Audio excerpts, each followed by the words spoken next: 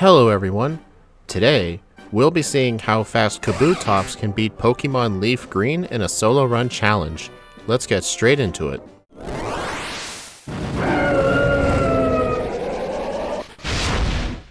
Of course, on Friday, we'll be doing the game with Omastar, the Lord Helix counterpart, and we all know Lord Helix is the best one of all, but right now we're going to be doing Kabutops.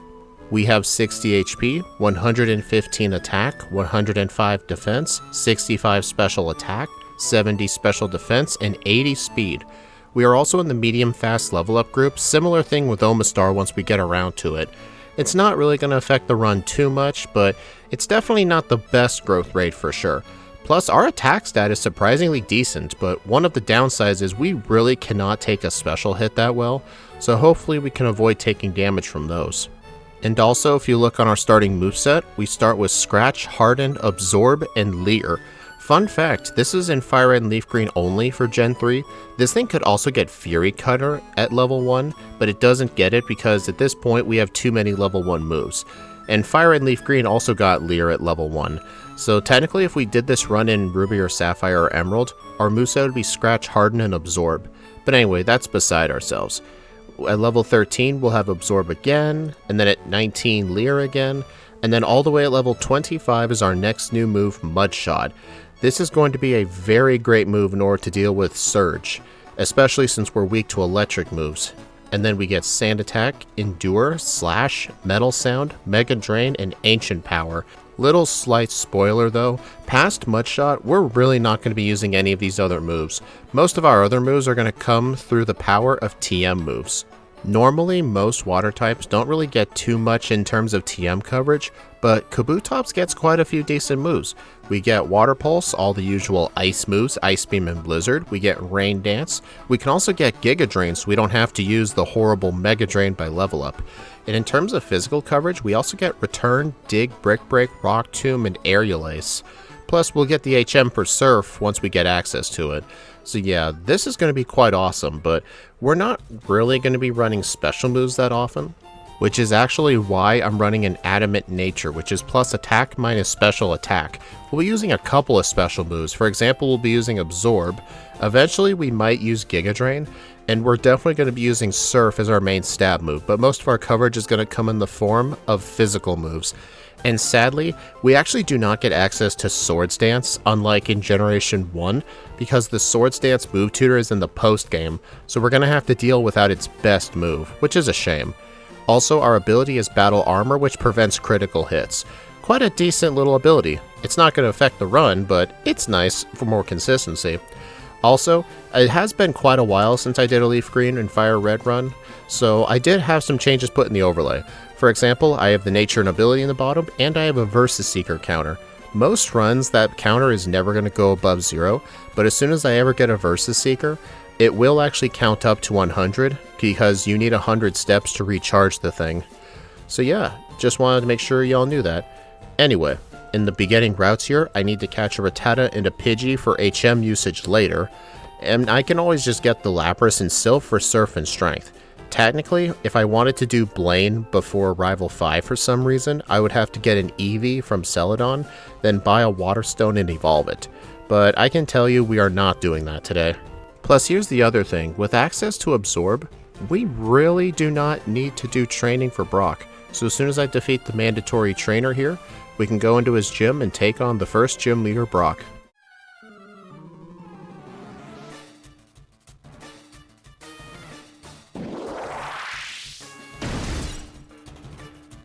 He leads off with Geodude and I'm level 7. Absorb is doing slightly below a third, but fortunately I get some high rolls and it is able to 3-shot.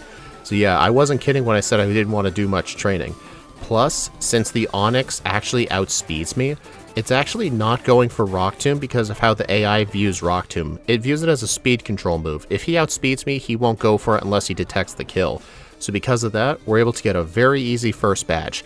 And in return, we also do get the TM for Rock Tomb. This is sort of like a necessary evil for a lot of rock types.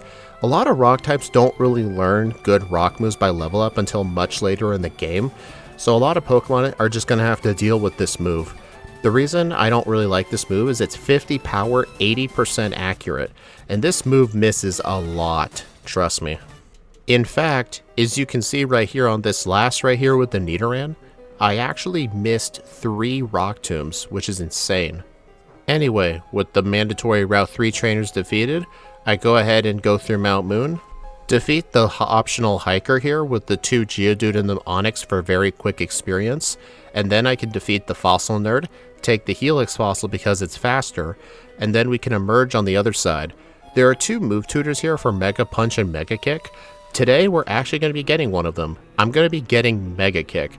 This thing basically needs Mega Kick to deal with a bunch of ranges, especially on Misty. It's pretty much our most powerful move at this point, so I guess I'm going to have to deal with it.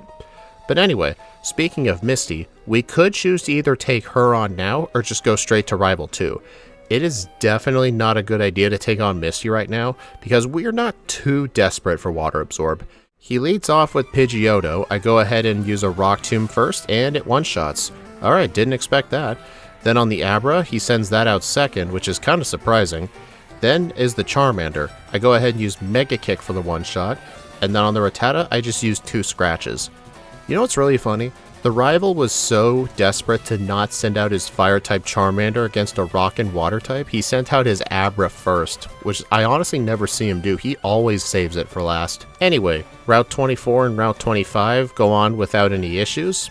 However though, I do decide to fight one optional hiker here, so that way I can get Camper Flint to go down a couple of tiles and get myself the TM for secret power. I mean, Mega Kick is great and all, but we need a move a bit more accurate than that.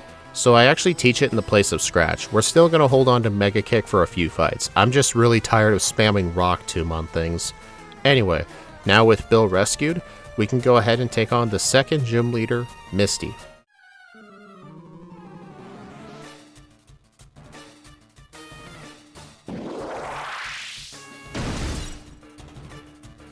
I have a Person Berry equipped for this fight as well. I go ahead and use Mega Kick on the Staryu, it misses. Fortunately she used Harden, and it's still one-shot.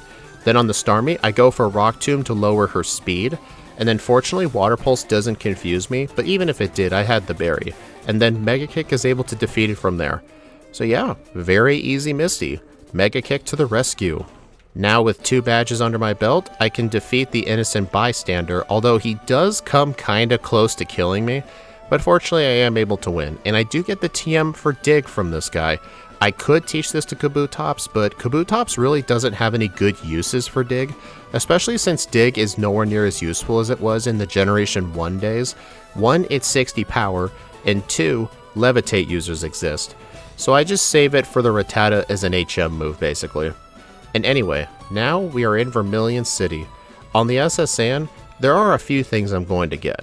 I go to the bottom hallway of the SS Anne, get this Hyper Potion in the trash can, then I go in this room, do a bunch of bag tricks so that Spinner doesn't see me, and I can get the TM for rest while doing it. Then I can go into the kitchen right here and get the 3 trash can berries, and then completely destroy the rival fight.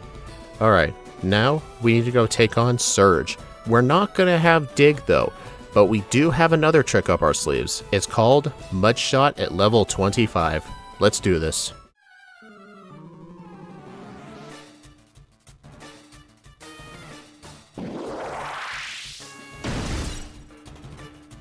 Surge's Voltorb is a one-shot with Mudshot, Pikachu is a one-shot with Mudshot, and will Raichu? Yes it does, Raichu is a one-shot with Mudshot. How many times am I going to say shot in the same sentence? Well, shot, I don't know. Now we can go into the Pokemon Fan Club, get myself the bike voucher, and now we can go do the Route 9 Rock Tunnel Gauntlet of Trainers. Usually some bad Pokemon will struggle against one of the trainers here. Kabutops though doesn't really struggle, although the Slowpoke here are definitely very annoying because they're going to take multiple attacks just to even knock those tanky things out. And one thing that really annoys me about the Rock Tunnel in this game is that at the end there is a Spinner with 3 Slowpoke, and if you're not careful, you could end up fighting him. You could technically walk near him and do the bag trick. I don't like doing that though, just because it's slow, so I actually just get on my bike and YOLO past him. And fortunately, I don't end up fighting him today. And then we can exit Rock Tunnel and make our way to Celadon City. The first thing I do is go ahead and get the tea, and then we can go into the game corner and do the rocket hideout. You cannot skip the rocket hideout in Fire and Leaf Green with a Pokédoll, so this place is mandatory, but that's fine by me, because while down here I can get myself a free PP up and a free rare candy. And then at the very end, there are these two rocket grunts that guard Giovanni's boss room. I like to call these guys the hardest rocket grunts in the entire game, just because one of them has a Sandshrew, Ekans, and a Sandslash, and the other one has an Ekans, Sandshrew, and an Arbok. And the Arbok one is more scary because that's 2 Intimidate users, but fortunately Kabutops tears through both of them, as well as Giovanni. I do have Water Pulse at this point. I did say I wasn't going to use it, but it's just a couple of fights. It's not really a big deal whether I teach it or not. Although it may have been worth getting Brick Break, just so I can have a better move for the Kangaskhan. But then again, the Kangaskhan really can't damage me too much. And now with the rockets defeated, I can get the HM for Fly, fly back to Celadon to go to the department store to get some Super Repels, and then I can go to Pokemon Tower, destroy the rival here, send the Marowak to hell for keeping Fuji hostage, and then with Fuji rescued, I get the Pokeflute. And now with the Pokeflute obtained, the world is our cloister. We can pretty much do multiple different things. We could either go take on Erica, Koga, or go into Silphco and take on Rival 5. And I'm going to do quite some weird pathing here, but you'll understand why. The first thing I do is actually bike down through Cycling Road all the way to Fuchsia City so I can do the Safari Zone, and I can actually talk to this bug catcher and get the tutor move for Substitute. I also have Rock Slide on my set as well. There's a tutor for it in Rock Tunnel. I forgot to mention it until now. Oops. Anyway, with Rock Slide and Substitute, this will basically be not only my best physical stab option, but also a way to block smoke screens from the opponents. And for example, Koga really likes to use smoke screen. The rival fights like spamming Feather Dance and Sand Attack, so Substitute will be quite helpful here. And now with the Safari Zone cleared out, I also get the HM for Surf as well. We're actually going to be using this for quite a few fights. But I don't teach it right away, because right now we are going to go take on Koga.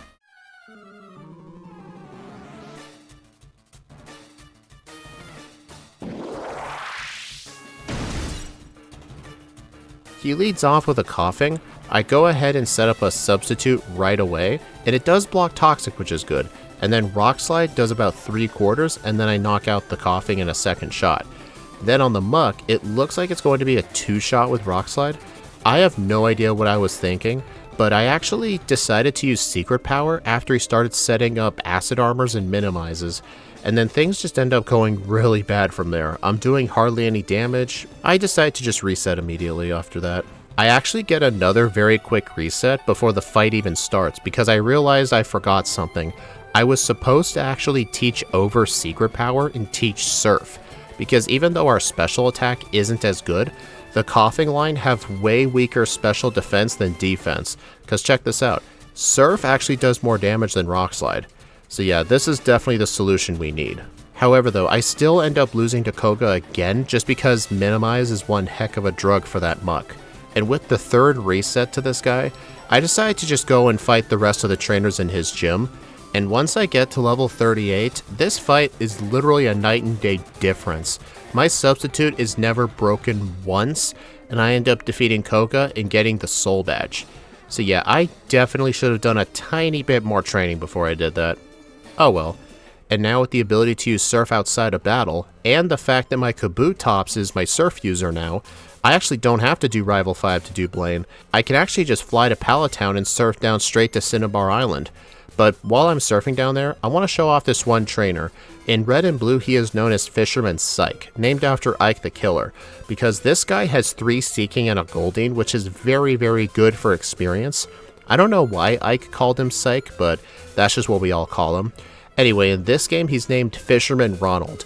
And one thing I like to point out about that is in Ruby, Sapphire, and Emerald, there is a fisherman just to the west of Pacific Log Town that has 5 Gyarados and 1 Magikarp.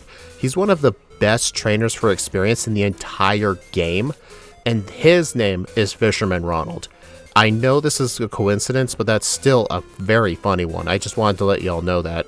And now that we're in Cinnabar Island, I enter the mansion, and I am going to get the rare candy here. In fact, Scientist Braden here with the Magneton, This is the main reason I held on to Mudshot for so long, because Surf would not have been able to deal enough damage to it, and we would have been hit pretty dang bad. But now with the rare candy obtained, I can get the rest of the goodies in here, and then go into Blaine's gym, take out a couple of his gym trainers, and then we can go ahead and take on the Fire Master.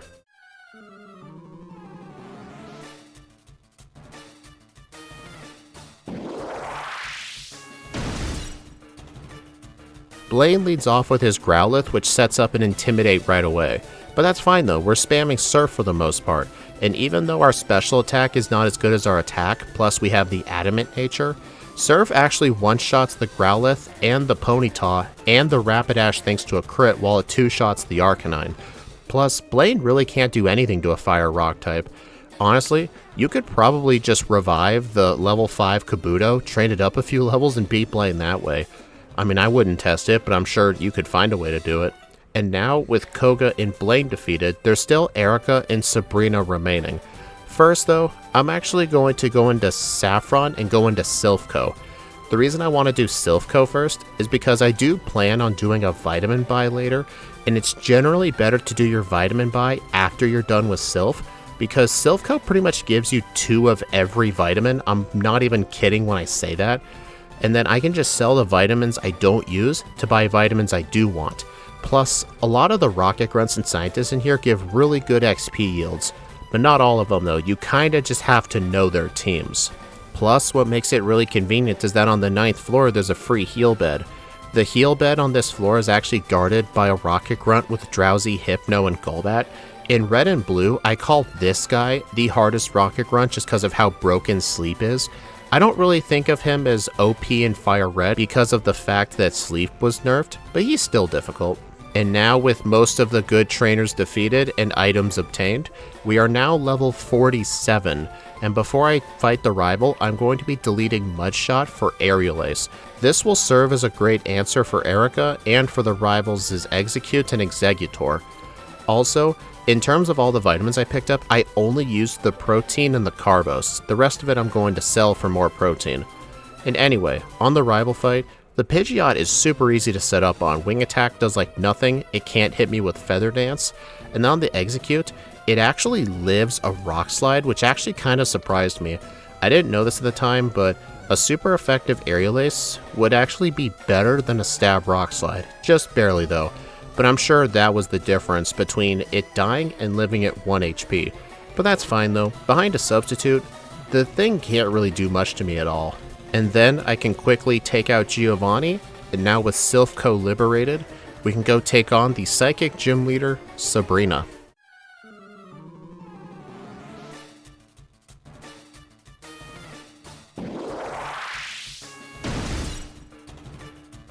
I actually do outspeed everything on her team. Her Alakazam is only a speed of 108, which is definitely not as good as her Gen 1 days.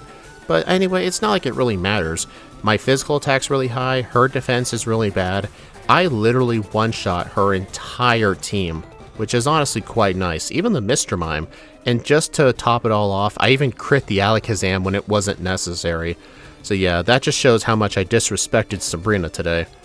And then as soon as I beat her, I can actually dig out of the gym.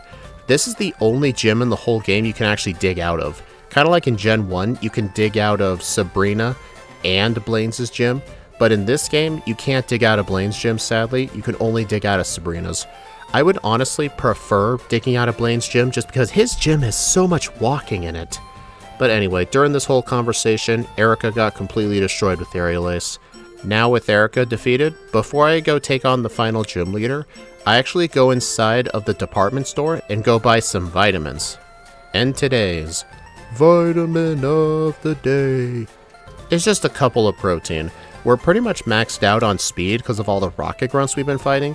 We don't really need anything else. I guess I could have bought some zinc, but I actually decided not to because I was streaming this run in my Discord and Axio was watching. He suggested do not buy any zinc, so that way the random trainers I fight in Victory Road might give me more attack. So that way I'm not as close to the EV threshold of 510. So I decided not to buy zinc. Anyway, let's go fight the guard spec man himself. Although I don't think he uses guard specs in this game, Giovanni.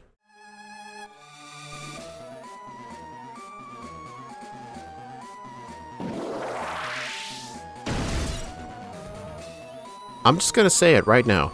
Substitute with Surf, it just goes burr. That's all I can say, it goes burr. Next. Before I take on Rival 6, I actually fly back to Fuchsia City, not only to get the Warden candy in his house, but I actually also came to delete Surf off of my moveset. Surf is really not that good in the league in Fire Red and Leaf Green, and besides, we actually have a better move we can use. I'm actually going to be teaching Giga Drain.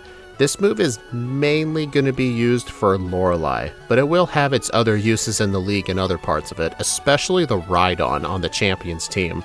The Rival 6 battle goes completely easy, honestly just like most of the other Rival fights. Then I can make my way up to Victory Road. I want to try and be around level 65 before I enter the league, and honestly I'm pretty much at that point already. When I defeated the Rival, I'm actually already level 55, so I actually don't need to fight any optional trainers. So I just rush through Victory Road, get to the other side, and enter the Pokemon League.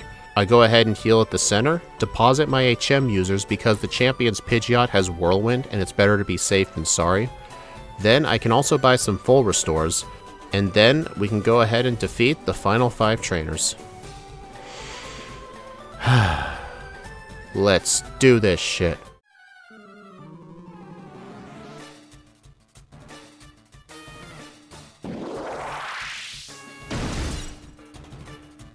On the first Elite 4 member Lorelei, I used all of my rare candies just before this fight to get to level 65.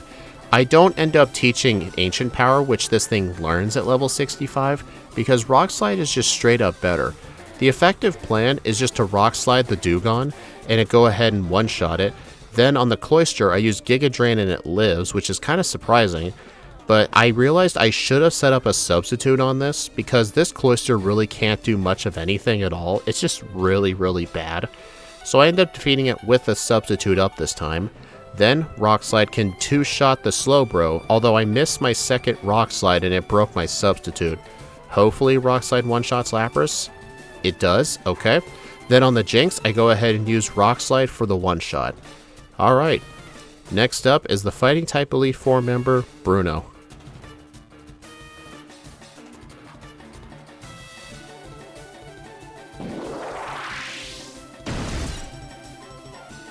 This is pretty much one of the only spots in the Elite Four where you would like Surf for the Onixes, but I have Giga Drain for this. I can Giga Drain the first Onix, and he sends out the second Onix right away because this one has Earthquake.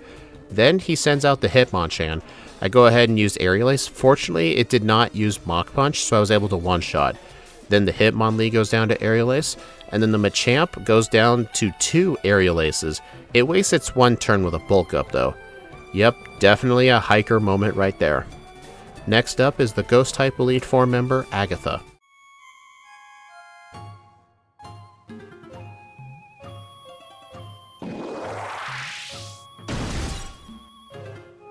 The plan is to set up a substitute on the Gengar to block any instances of Confuse Ray and Toxic, but it can set up Double Team while doing this.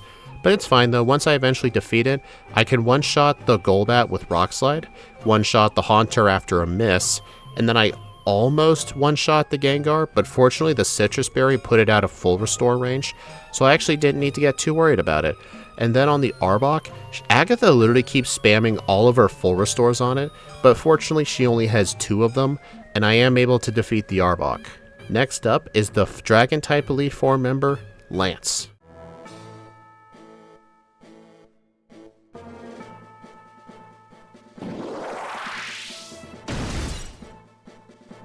This is one of the only fights I actually needed rest. I also have a Chesto Berry equipped as well. I don't need Giga Drain anymore. On the Gyarados, I go ahead and set up a substitute. Dragon Rage fortunately doesn't break it, and then I miss my first Rock Slide. Well, that's just great. Then I decide to just use Rock Slide right away. Surprisingly, it almost one-shots despite the Intimidate. Then on the Dragonair, I go ahead and reset up my substitute as it tries to use Outrage, but fortunately it doesn't. And then I go ahead and use my Chesto to wake up from the sleep right away. Then I try and set up another substitute, and this time, the second one actually broke it, which is kind of surprising. But I would like the substitute still up though, because the Aerodactyl barely outspeeds me at 173 speed, so I want to make sure I can tank a hit. Although I am missing in this fight an ungodly amount of rock slides. It's really infuriating me. This fight should not be this difficult. There's a reason I used PP ups on rock slide earlier in the run. It's for moments like this. Fortunately though, when I do get to the Dragonite, it is a 2-shot. It does break the substitute, but I decide to ignore resetting it up because the Aerodactyl really doesn't have any scary moves. Fortunately, Ancient Power didn't Omni Boost it, and it is still a 1-shot. Well, that Lance fight was way longer than it needed to be, but at least we can now move on to the champion. Let's finish this run.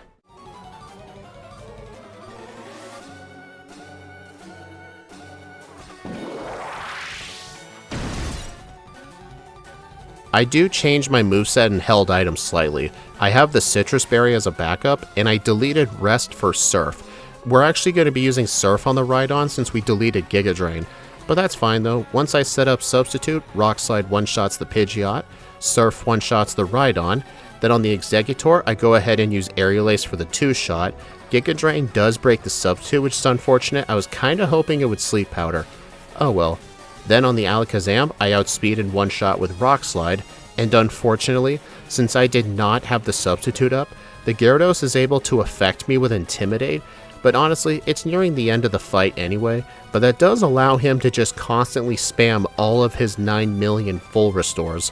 But I am able to eventually defeat it after not missing a single Rock Slide for some reason, and then the Charizard, which is quad weak to Rock, gets 1-shot, and now the rival is defeated and we clock in with a real time of 53 minutes and 56 seconds with 3 resets at level 69, nice, and a game time at the Hall of Fame of 3 hours and 24 minutes.